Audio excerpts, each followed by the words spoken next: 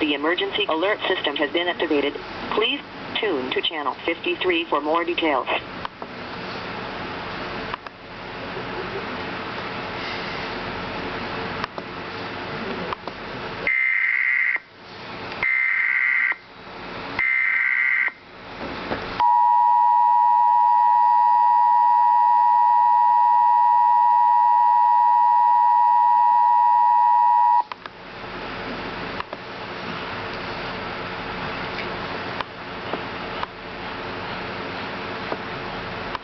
The National Weather Service in Norman has issued a tornado warning for South Central Woodward County in northwestern Oklahoma, Dewey County in northwestern Oklahoma, until 6:30 p.m. CDT at 5:46 p.m. CDT.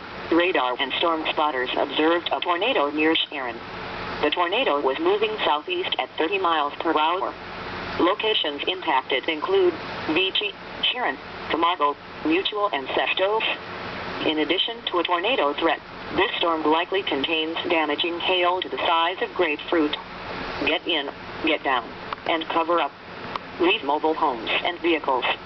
Take cover now in the storm shelter or an interior room of a sturdy building. Stay away from doors and windows.